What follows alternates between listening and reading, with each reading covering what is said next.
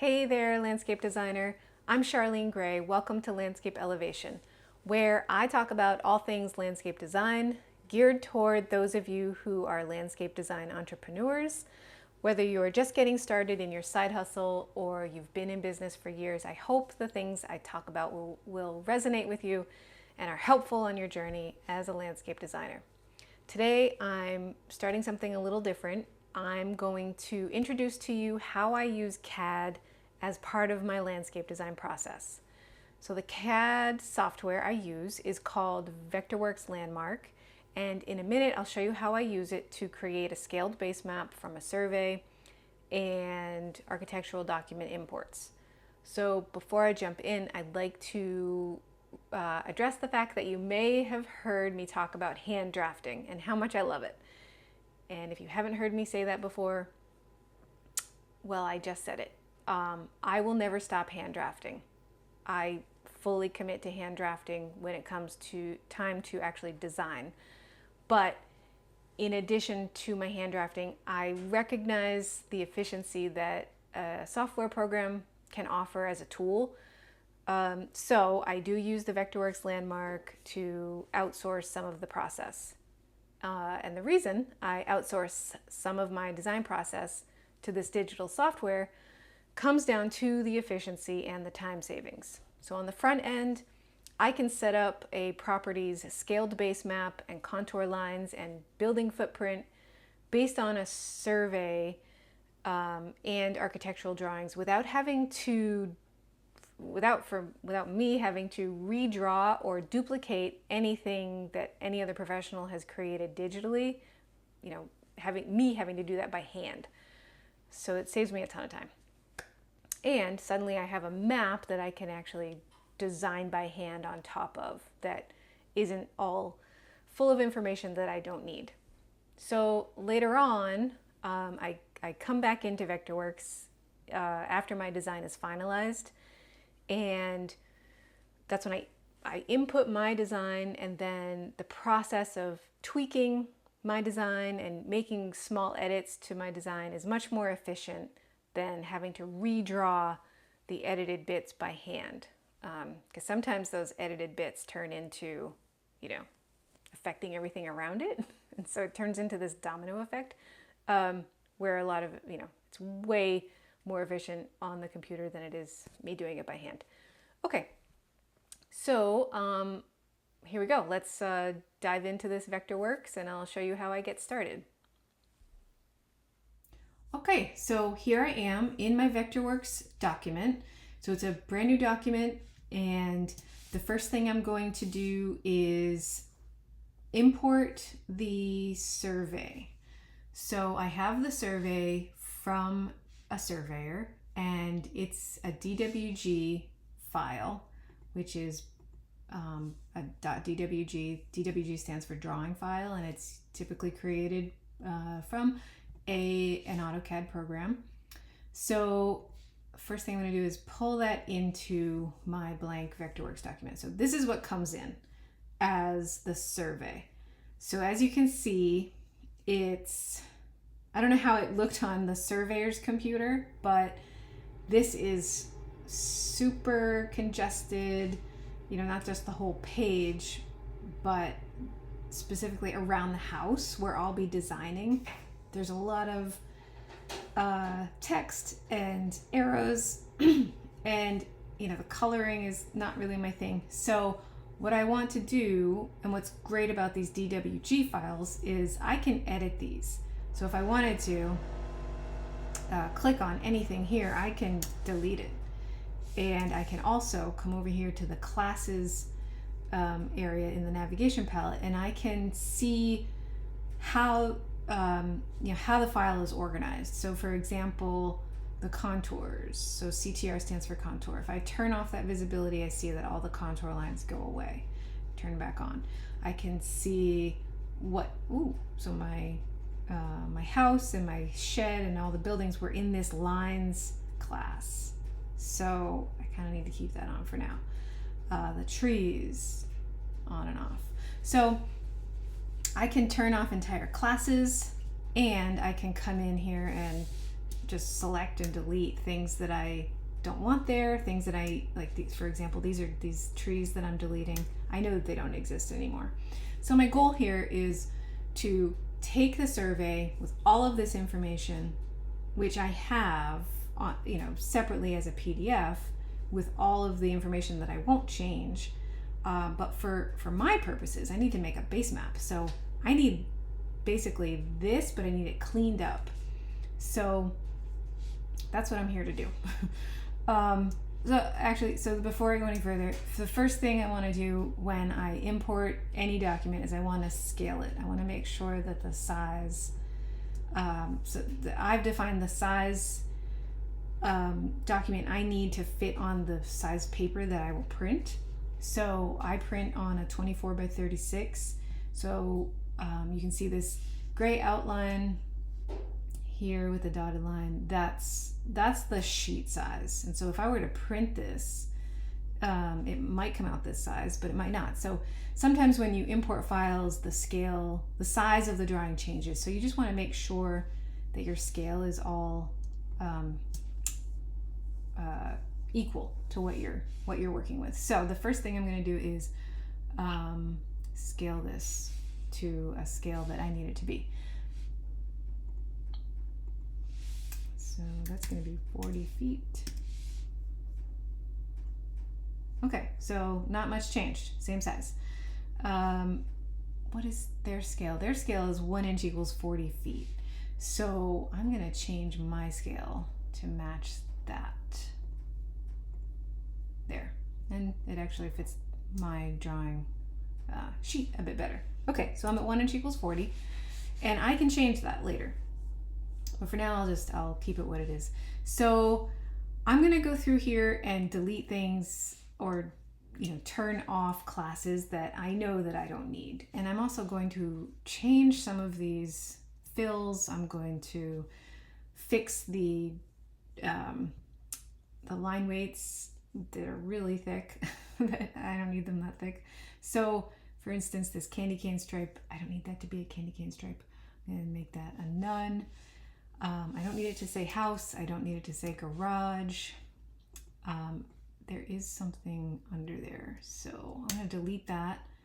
I'm going to highlight this. I'm going to make it black. I'm going to make it smaller line weight or thinner. So there, it's already starting to look better, and I don't need these thresholds. What are these in line text? Let me see if I turn off all the text there. I'm just going to turn off all the text for now and just see this. I'm going to turn off the trees too. There, just to get it cleaned up so that I can, see the various layers, clean them up the way I need them, and then go from there. So what's this green line? That's a line, but I think this is the woodland edge. I don't need any of that. So I'm just highlighting and deleting. I might be able to pick that up and change those.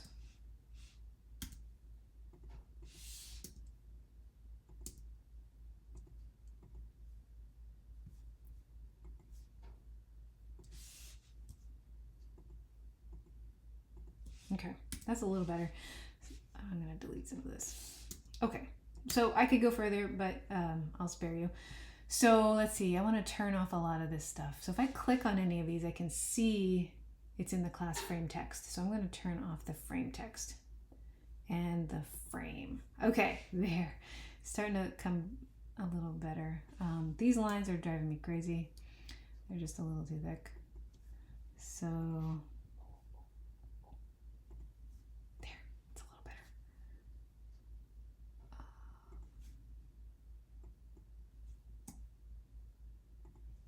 Anyway, okay, I'm gonna stop. So the other thing I like to do with my drawing is I like to have my building parallel to my T-square. So when I get my base map prepared and I get it printed on a 24 by 36 sheet, I tape it down onto my drawing table, and I want the building lines to be parallel and perpendicular to my T-square. So when this prints, I need it to be either, going in one kind of cardinal direction. So I'm going to highlight all of that and reorient it so that it's going to be parallel and perpendicular to my T-square. So there, that's a little better. Okay, so there's more I can do to this, and I'll show you the finished product, but I don't want to go through that now. So I do want to show you how I import the footprint of the building. So I have a PDF from the building architect, and it is just the first floor layout. So I'm going to open that, and I'll show you how I deal with this. I'm going to make this super small to put inside of that little footprint down there. So you can see I have a scale bar on here, which is great. So I'll highlight that, change the scale.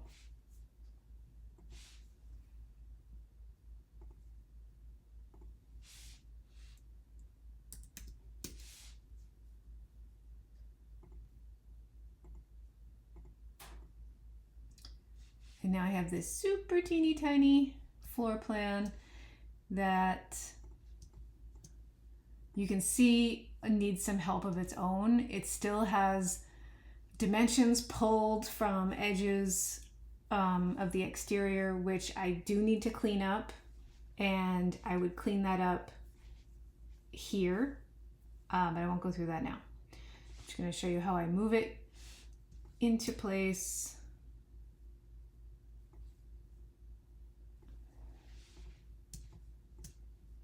And send it to the back so that it's right in my file. Okay, so this is a messy version of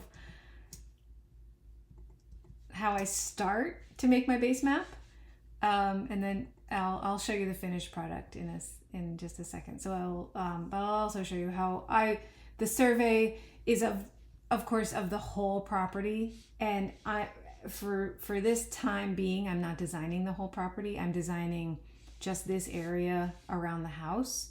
So I'm going to change the scale of this. Let's try 1 inch equals 20. It's a little bigger. Changing the scale so that my drawing can be much bigger.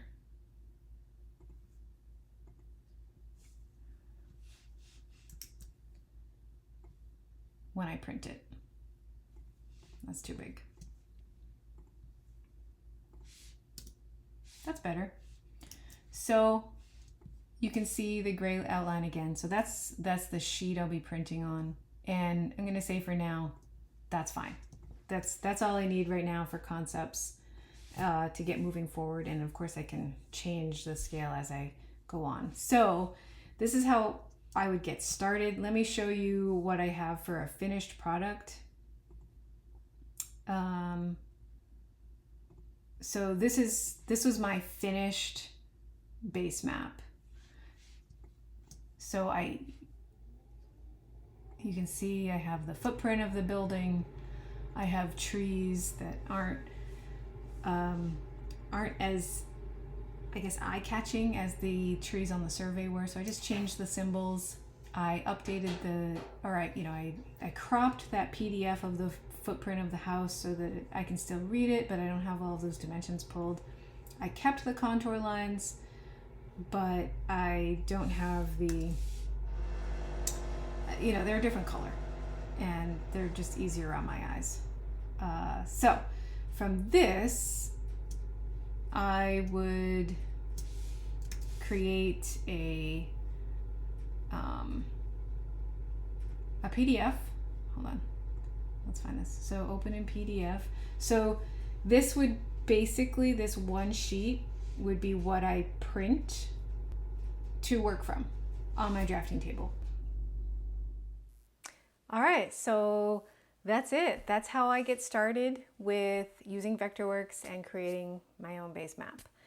And stay tuned. My next video will be about how I import my design into the Vectorworks and then tweak it from there. So that's all. Thank you so much for joining me and watching Landscape Elevation. If this demo was helpful to you, please let me know. Like, subscribe, let me know in the comments, etc. And remember, I love hearing from folks in the landscape design community anyway. So if you're a landscape designer and you have questions or a conversation to start, please share them below or reach out to me directly from my website, landscapeelevation.com, where you can find both of my free PDF guides that I've created to help you on your journey. I have the example client questionnaire, and then I also have my 5 steps to prepare for a successful landscape design, both in PDF form, there to help you. Okay, all right, thank you, take care, and I hope you have a great week.